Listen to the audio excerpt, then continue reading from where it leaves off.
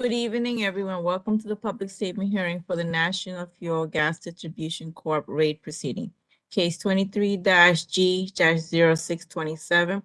All lines are muted upon entry. The hearing will begin at 6 p.m. If you're experiencing any technical difficulties, please call 1-800-342-3330. Thank you.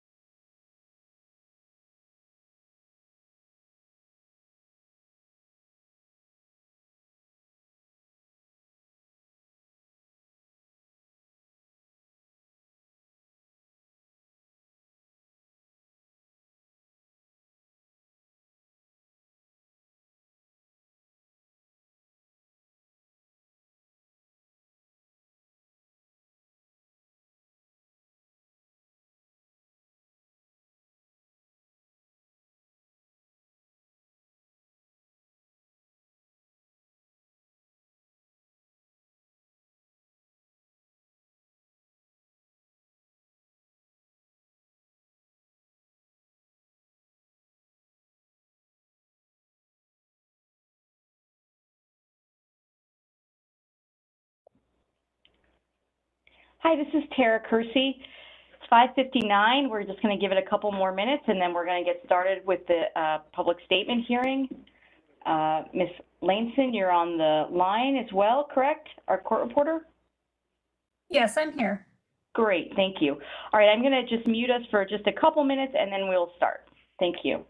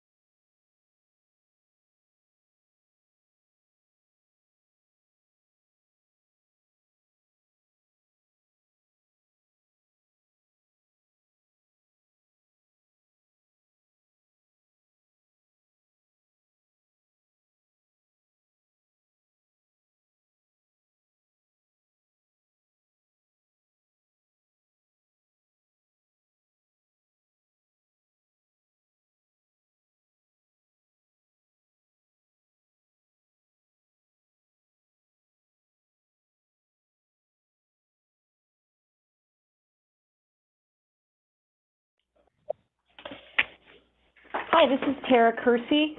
We're going to get started. Again, I just want to check, Ms. Laneson, are you ready? I'm ready. Okay. We're on the record. I call case 23G-0627, proceeding on motion of the Commission as to the rates, charges, rules, and regulations of National Fuel Gas Distribution Corporation for gas service. Good evening and welcome. My name is Tara Kersey. I am an administrative law judge for the Department of Public Service. With me today is Administrative Law Judge Michael Clark, also from the Department of Public Service. Together, we are responsible for presiding over the hearings in this case and the development of a complete record in this proceeding. Assisting us today are Esmond Brown Anderson and Sangeetha Calais from the Department's Office of Consumer Services. We're all here today for a public statement hearing that was noticed on December 6, 2023. National Fuel Gas Distribution Corporation, or NFG, filed amendments to its gas tariff schedules on October 31st, 2023, proposing to increase its annual gas delivery revenues by approximately $88.8 million, which would result in an estimated total monthly bill increase of approximately $11.31 for the average residential heating customer and approximately $16.65 for the average small commercial customer. Under New York State law, the Public Service Commission must consider a utility's proposal and may adopt or reject it in whole or in part, or modify it. This hearing is being held so you can provide your comments on NFG's proposal for the Commission's determination. The Commission has 6 members, the chairperson, Rory Christian, and 5 commissioners, Diane Berman, James Alisi, John Howard, David Valesky, and John Maggiore. As I stated earlier, the purpose of today's hearing is to provide you with an opportunity to tell the Commission your thoughts on NFG's rate proposal. Any statements made today will become part of the case record. We have a court reporter joining us who will prepare a transcript of the hearing, which will be included in the official record of this proceeding. When it's ready, the transcript will be available for view on the Department of Public Service website. This hearing is not an evidentiary hearing or a question and answer session, but rather a forum to hear comments from you. This also is not the only opportunity for comment. If you did not register to speak at today's hearing, but you would like your views included in the record, there are a variety of other ways to comment that were listed in the public notice for today's events. You can do so by submitting comments on the department's website, by regular mail, or by phone. Regardless of how the comments are submitted, they will be given equal consideration. Comments may be submitted and will be considered throughout the pendency of this proceeding. Okay, we are ready to begin and have 4 people registered to speak. When I call your name, please speak slowly and clearly so that the court reporter can accurately capture your statement for the record. Please state your name, and if you're speaking on behalf of an organization, the name of the organization. Our first speaker is Lindsay Klinger.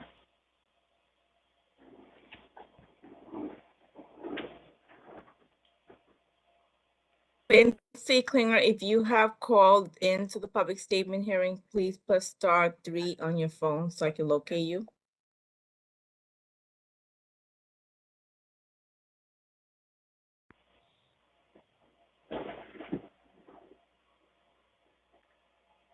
Ms. Klinger, if you're there, please press *3.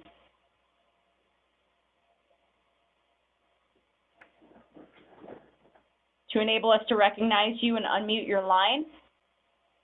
We have a number of folks who called in by telephone. If you're calling in by telephone, when we call your name, you need to press *3, which will enable us to recognize you and unmute your line. Again, our first speaker is Lindsay Klinger. Good evening. Thank you for giving me this opportunity to speak. My name is Lindsay, and I'm with IBEW Local 2199. I've been employed by National Fuel for 10 years as a customer service representative at the Jamestown Walk-in office, also known as the Jamestown CAC. Since the CAC has not reopened because of COVID, my job duties have now changed as they are transitioning us to become phone reps. I'm against the permanent closing of our walk-in offices. There is still a need for face-to-face customer assistance and interaction. From my personal experience, there's a need for these offices to remain open as customers ask me on the phone during a call when the walk-in offices will reopen. Customers have stopped me in the parking lot when I am going to or returning from my lunch break to ask for assistance with their bill or ask when our office will reopen. Furthermore, National Fuel does not track when a customer calls regarding a billing issue and also inquires when the walk-in offices will reopen.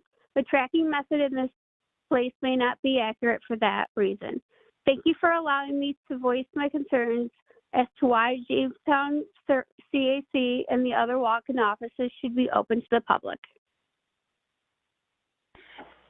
Thank you so much for your comments. Our next speaker is Melissa Thompson.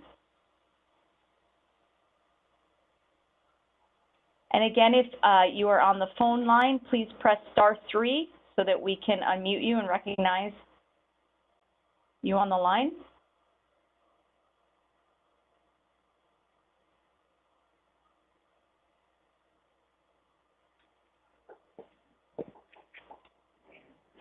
Our next speaker is Aaron Dietram.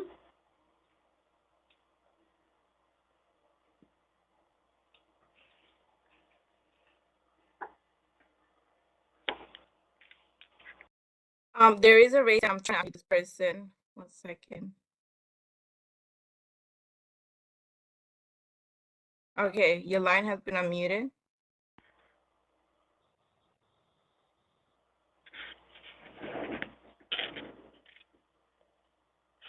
Hi there. Opportunity to speak. Yes, you can proceed. Hello. Thank you for giving me this opportunity to speak. I am with IBEW Local 2199, and my name is Melissa Thompson. I work for National Fuel as a customer service representative at the Jamestown walk-in office, also known as the Jamestown CAC.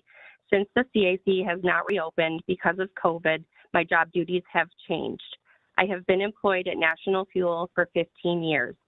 I feel these walk-in offices should not be closed because customer service is important to our community members, especially to those who may not have computers, cell phones, or limited minutes, bank accounts, or credit cards. Customers are still making payments through the drop box daily at our facility. CAC offices accept payments with no additional fees. There are additional fees charged when paying through a third party. Customers continue to come to our office to request to speak with a representative for assistance. The foreman next door have come over and asked us to assist customers at their door. Thank you for giving me the opportunity to comment.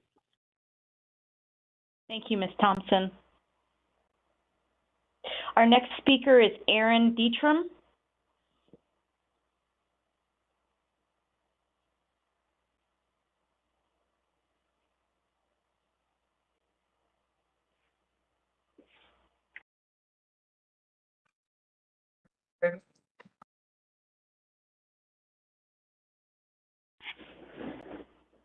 Hi, is this Ms. Dietram?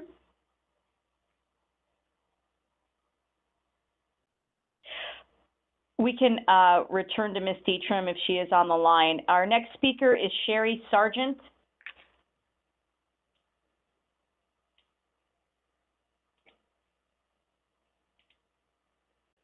Again, I just want to remind everyone that if you are calling by telephone, if you could press *3, that enables us to recognize you and unmute your line. Hello. Hi. Hi. Good evening. My name is Sherry Sargent, member of IBEW 2199, and I appreciate the time that you have given me to speak today. I have worked in National Fuel for over 17 years, and I'm currently at the walk-in office in Cheektowaga, New York. We have been a staple in this community for over 50 years. We have vital businesses in our building: renal care, Department of Social Services, Catholic Charities, and dialysis, all of which are open to the public. We are located in a very saturated elderly community. These customers go out once a month for their groceries, to the water company, to their banks, all of which are open to the public. Daily, we have people knocking on our windows and our front doors asking us to be seen. Small business owners looking for help with security deposits, gas line installation payments, and other assistance to keep their business operating. I have been approached many times in the parking lot by customers who travel to see us but are unable to come in. After 17 years of service, I will be displaced if our office is permanently closed. For these reasons, I ask that you keep us open to serve this community as we have done for so many years. Thank you. Thank you, Ms. Sargent. Thank you for those comments. I'm going to return again and ask if Aaron Dietram is on the line. Judge Kersey, I have a raised hand. I'm just gonna mute this person to see who it is. Great, thank you so much. Apologize, they lowered their hand. Oh, okay, there is someone with a raised hand, I believe.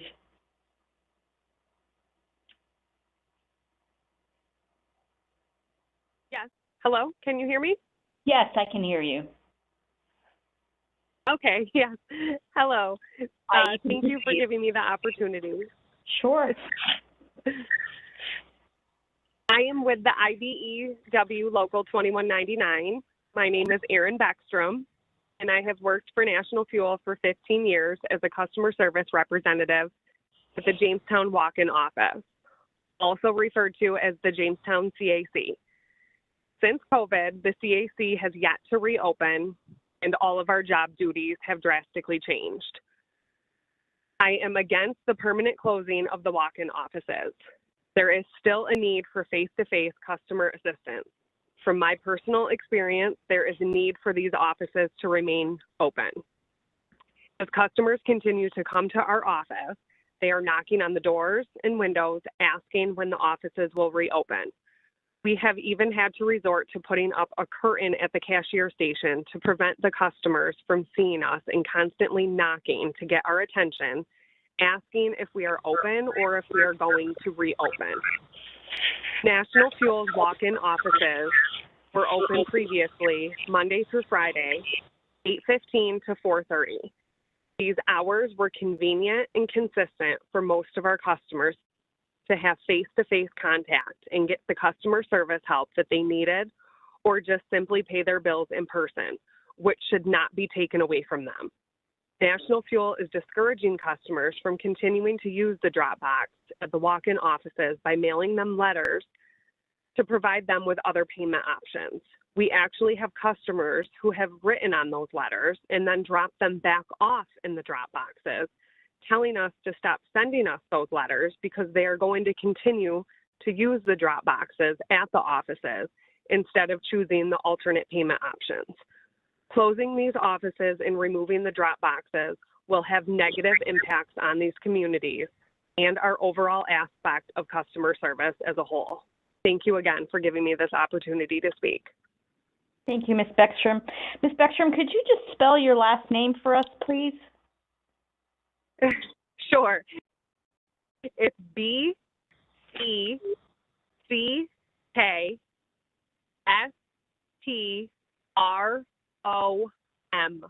Great, thank you so much. And thank you so much for your comments as well.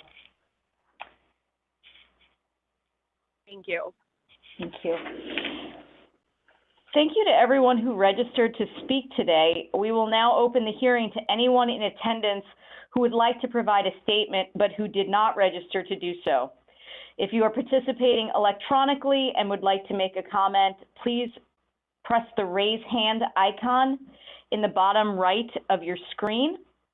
Alternatively, if you have called in, please press *3. Either option will enable us to recognize you and unmute your line.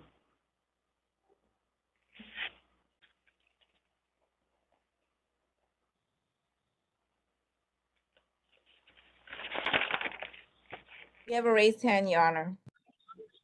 Okay.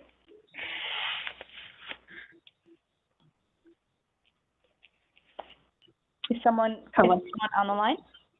Yes. Good evening. Good evening. Hello. Thank you for giving me the opportunity to speak. My name is Toya Brown Swindle. I am with IBEW Local 2199 and an employee of National Fuel Gas as a consumer response representative. My main job duty before COVID hit and the closure of the walk-in offices dealt with assisting customers at our Buffalo Place walk-in office. Now, National Fuel Gas has had walk-in offices for decades. I remember my mother taking me there when I was a little girl. We shouldn't want to lose such a huge staple in our community. The walk-in offices dealt with a vastly large group of customers that loved the fact that we were there. Politicians would walk into our office to make payments directly. Why? Because it was so convenient. They were provided with their receipt and they knew that their payment was posted the same day. We would have property managers come in to discuss or create accounts that couldn't be done over the phone, probably for security reasons, and they felt more comfortable bringing necessary paperwork into the office.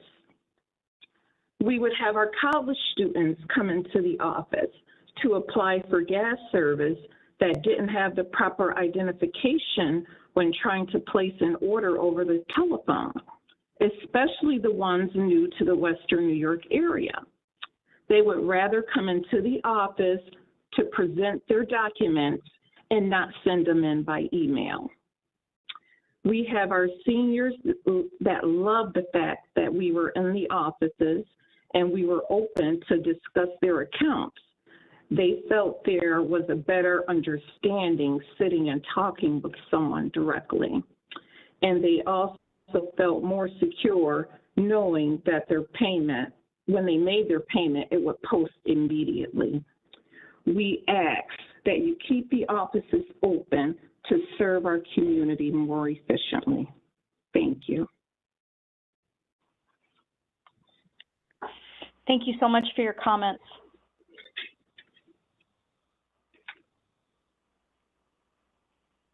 Again, is there anyone else who did not register but would like to provide a statement? Hi, this is Commissioner John Majori. I just wanted to identify myself as being on this call, and also as a member of the commission. I just wanted to thank everybody who came out to participate in this hearing. As a member, it's important. I feel it's important to hear items that might come before the commission affect people. So, also as a native Western New Yorker, I appreciate hearing so many familiar Western New York accents. So I just wanted to thank everybody and let you know I've been listening to the whole call. Thank you very much. Thank you so much, Commissioner. We're fortunate to have you on tonight.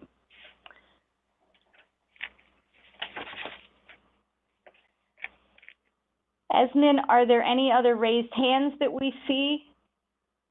Anyone who would like to participate electronically and make a comment? Just press the raise hand icon in the bottom right of your screen. If you called in, please press *3.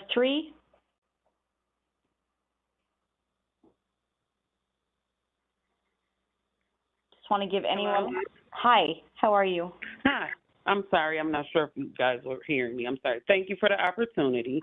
I am with IBE Local 2199 as well. My name is Tara Graham. I work for National Fuel as a customer service representative at the Apple Tree as well. And I'm too against them closing the office due to the customers. I've been there, 17 years as well. And, you know, every day we have customers knocking and banging on our doors down to the point where they're calling the the police to come out and assist them with trying to get National Fuel to open up the door to assist them. So at this point, I'm, feeling the same as all the others. I don't think we should close the doors due to the fact that there is a lot of customers out here that like to talk to us face to face. I have also ran into customers in the grocery store from coming in face to face and asking, when are we open? When are we open? Even when we wear clothing with logo on it that says National Fuel, I have customers that's asking me the same thing. So at this point, I'm just thankful for the opportunity to express my experience, and hopefully we can keep the doors open for those customers that still bring in quite a bit of payments every day. And again, thank you. Thank you, Ms. Graham. Thank you so much for those comments. I want to just make sure that we're not missing an opportunity to hear from anyone else who would like to speak. I do know we have a number of call-in users. I just want to remind you again that if you've called in, please press *3. which will enable us to recognize you and unmute your line if you would like to speak. Again, if you're participating electronically, please press the raise hand icon in the bottom right of your screen.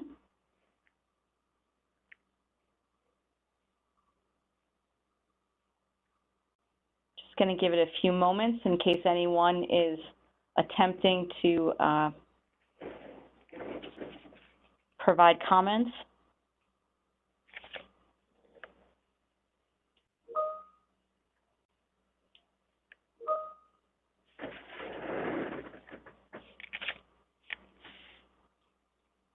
Sangeetha, is there anyone who We have is one. looking to be on? We have one? One raised hand, yes. Okay, great. Thank you. Abby, and I am a customer of National Fuel. Monthly, I would always go to pay my bill at the Apple Tree office.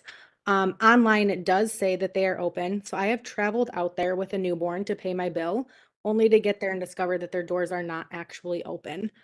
I'd much rather go in person to pay my bill rather than do it online. So hearing that they might close is really upsetting. May I just get your name again? Gabrielle Smith. Great, thank you so much. And thank you for your comments.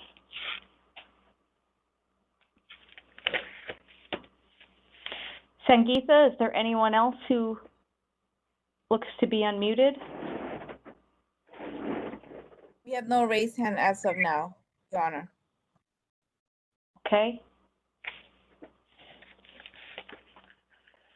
I want to take this opportunity to remind members of the public that they may submit public comments throughout these proceedings by the other means that were described earlier. And those means are also described in the Notice of Public Statement hearing issued on December 6th. You can comment by mail, by phone,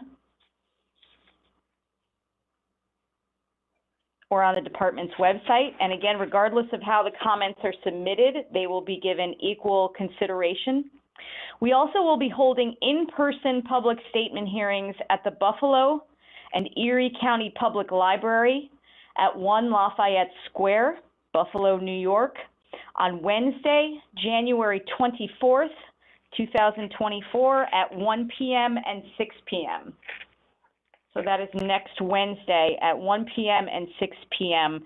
We will be holding in-person public statement hearings at the Buffalo and Erie County Public Library. Notice of these hearings was issued on December 6, 2023. I want to again thank everyone for their participation here this evening. This hearing is concluded and we are off the record.